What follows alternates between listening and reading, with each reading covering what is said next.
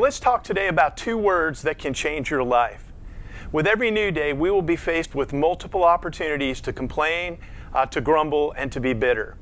And let's be honest, it's not difficult to find things about our lives that make us unhappy or frustrated or angry. After all, we live in a less than perfect world, and we're surrounded by less than perfect people. And among those imperfect people, the person that you see in the mirror is also imperfect. And more than those around us, we are fully aware of our own imperfections. At some point in our lives, our friends are going to let us down, our boss will treat us unjustly, our teachers will give us a grade we don't deserve, and life's going to throw you a curveball that you're simply not prepared to hit. That's what makes complaining so easy. In our minds, our complaints are not only justified, but our complaints provide the right way that we can go on the offensive to right the wrongs that have been done to us. So many people see that their only option is bitterness or grumbling or complaining or ingratitude.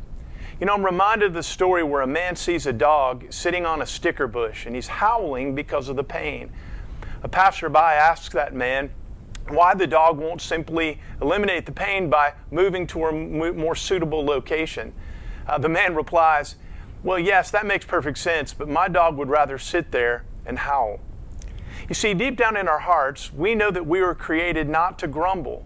We were really created to be grateful, to be thankful. But the winds of grumbling, complaining, and bitterness that we see all around us create strong headwinds that keep us from fulfilling that purpose. We grumble, but we know that we shouldn't be grumbling. So the question we want to consider today is, how can we learn to grumble less and to be thankful more? Well, the answer is found in two very familiar words we have heard from the moment that we were born. Those words are simply this: thank you. It's that simple. We have to learn again how to say thank you.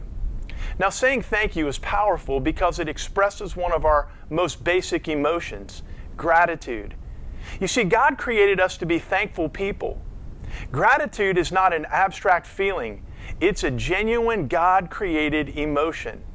That's why you'll never be able to force anyone to be grateful. Gratitude must come from the heart. You either will feel gratitude or you won't. Think about this for a moment. When somebody does something that is nice for you, they expect gratitude, and they will think less of you for withholding gratitude from them.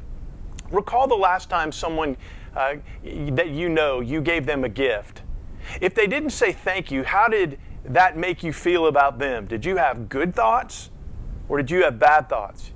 You see, when we receive a gift from someone, we don't thank them based on our perception of the value of the gift or whether we wanted it or could have used it. No, instead, we thank them because we are truly grateful that they made the effort to give us the gift, whether we could use it, whether we liked it, or whether we didn't. Now, keep this thought in mind as we think about leadership. As leaders, the gifts that we often receive are in the form of suggestions or input or feedback. You should do this, you should do that, you shouldn't do this, you shouldn't do that. If you're a leader, you understand. Now, some of these gifts are welcome and wanted, but many of them are not. You see, our natural tendency when others give us suggestions or input that we don't agree with or don't want is for us to immediately become defensive and prove that they are wrong. Conversely, our default when others give us suggestions or that we do agree with is to remind them how smart we are by pointing out that we already knew what they were trying to tell us. Now, let me encourage you today to do something. The next time someone gives you some input or a suggestion, listen to what they are saying. Bite your lip. Try to find value in what you're hearing. And then instead of trying to show them how smart you are or how worthless their advice is, dig deep, dig down into your heart, the heart that God created you to have, and just say, thank you. Remember, just because a gift is not what you wanted or you don't find it useful, you can still be a gracious person. That's what grace is all about. It's saying thank you. To learn more about the E2 Initiative and our work training underserved pastors around the world, check out our website at e2initiative.org.